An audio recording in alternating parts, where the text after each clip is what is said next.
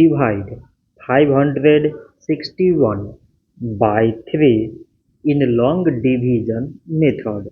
3 times 1 is 3.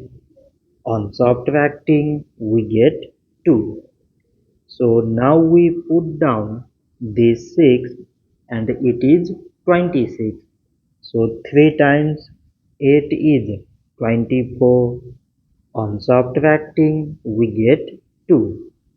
So again we put down this 1 and it is 21. So 3 times 7 is 21. On subtracting we get 0. So 561 divided by 3 is 187. So this much for today and thanks for watching.